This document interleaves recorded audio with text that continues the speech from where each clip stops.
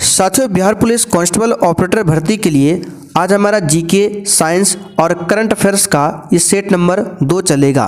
कल आपका सेट 1 हो चुका है।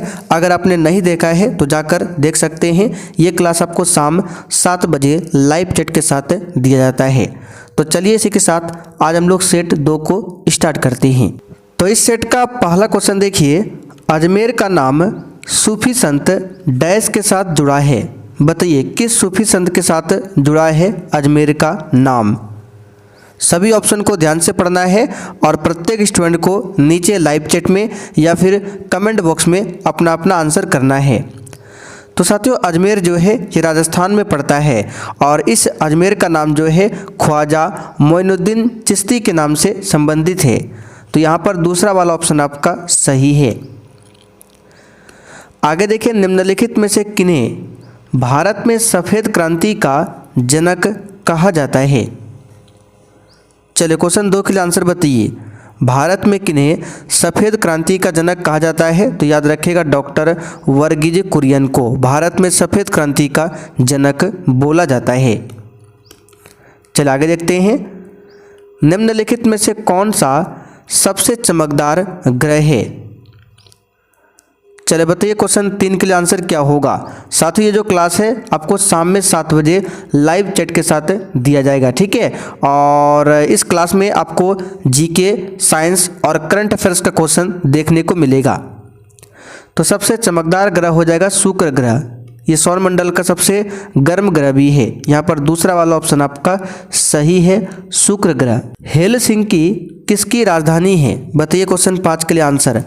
हेलसिंकी किसकी राजधानी है। तो साथियों, फिनलैंड की राजधानी है हेलसिंकी। चौथा वाला ऑप्शन आपका सही है, फिनलैंड। अगला क्वेश्चन, निम्नलिखित में से किस वेद में कर्मकांड और बलि का वर्णन मिलता है। बताइए किस वेद में।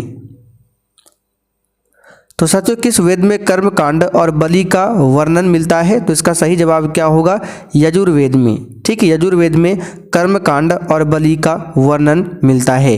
ऋग्वेद सबसे पुराना वेद है। वेदों की संख्या टोटल 4 है। आगे देखिए, देश में पहली बार राजनीतिक जांच आयोग का गठन किस राज्य में हुआ था। बताइए। तो यहाँ पर इस क्वेश्चन का आंसर क्या हो जाएगा, ये हुआ था बिहार में। दूसरा वाला ऑप्शन आपका सही है, बिहार में। आगे देखिए, विश्व की सबसे बड़ी झील कौन सी है। बताइए।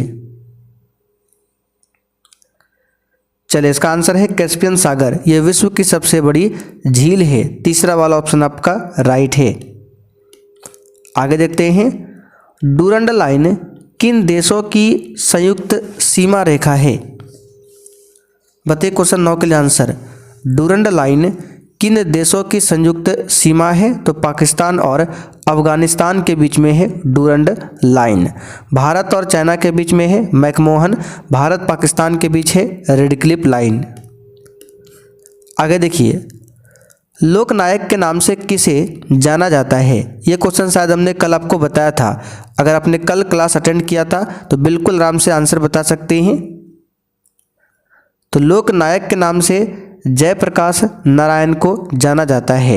इन्होंने ही संपूर्ण क्रांति का नारा दिया था। सुभाष चंद्र बोस की बात करें, इनका जन्म कहाँ पर होता है, उड़ीसा के कटक में। आगे देखिए, औरंगजेब के पौत्र शहजादा अजीम ने किस नगर के नवनिर्माण पर 1 करोड़ रुपये खर्च किए तथा इसे द्वितीय दिल्ली बनाने का प्रयास भी किया था। तो यहाँ पर इसका सही जवाब है पटना नगर में। दूसरा ऑप्शन आपका राइट है, पटना नगर। आगे देखिए, बिहार में राज्यसभा सदस्यों की कितनी संख्या है। तो यहाँ से हम आपको 3 क्वेश्चन बताएंगे। बिहार में राज्यसभा सदस्यों की संख्या पूछे तो 16 हो जाएगा। लोकसभा सदस्यों की संख्या पूछे 40 हो जाएगा। विधानसभा सदस्यों की संख्या 243 और विधान परिषद सदस्यों की संख्या पूछे तो 75। सभी को ध्यान रखिएगा, 16 इसका सही जवाब है, तीसरा वाला ऑप्शन। आगे देखिए, लोहा और इस्पात उद्योगों के संदर्भ में शहरों और राज्यों का निम्नलिखित में से कौन सा युग्म सही है, बताइए। तो कौन सा युग्म सही है ये बताना है। दुर्गापुर असम में है, गलत है। बोकारो बिहार में है, ये भी गलत है। भिलाई छत्तीसगढ़ में है, ये वाला केवल सही है। राउरकेला कर्नाटक में नहीं है, उड़ीसा में है। ठीक है। भारतीय संविधान का 74वां संशोधन अधिनियम 1992 निम्न में से किससे संबंधित है। तो 73वां वाला पूछे तो ये पंचायती राज से संबंधित है और 74वां वाला जो है नगर पालिका से संबंधित है। यहाँ पर देखिए फर्स्ट ऑप्शन आपका सही है, नगर पालिका। आगे देखिए, निम्नलिखित में से किस शासक ने दीन ए इलाही नाम से एक नई जीवन शैली या फिर धर्म की शुरुआत किया। दीन ए इलाही, तो यह अकबर ने शुरू किया था। ठीक है, 1582 में। आगे देखिए, निम्न में से किसका संबंध तीसरे आंग्ल मैसूर युद्ध और भारत में लोक सेवाओं की शुरुआत से है, बताइए। तो यह है लॉर्ड कॉर्नवालिस का संबंध। तीसरा वाला ऑप्शन सही है, लॉर्ड कॉर्नवालिस।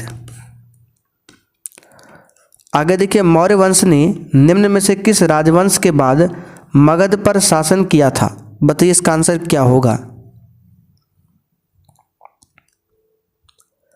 तो इसका सही जवाब है नंद राजवंश। फर्स्ट ऑप्शन आपका सही है। नंद वंश मौर्य के राजवंश से ठीक पहले का वंश है। ठीक है। आगे देखिए, डैश गोवा की पहली महिला राज्यपाल थी, बताइए कौन। तो साथियों, गोवा की पहली महिला राज्यपाल की बात करें तो ये मृदुला सिन्हा हो जाएगा, मृदुला सिन्हा। आगे देखिए, महामघम उत्सव प्रत्येक 12 वर्ष में एक बार डैश में मनाया जाता है, बताइए कहाँ पर। तो महामघम एक हिंदू त्यौहार है जो 12 साल में तमिलनाडु में मनाया जाता है, तमिलनाडु में। आगे देखिए, लॉर्ड रिपन द्वारा हंटर कमीशन की नियुक्ति किस वर्ष में की गई थी, बताइए इसका आंसर क्या होगा। तो हंटर कमीशन की नियुक्ति 1882 को किया गया था।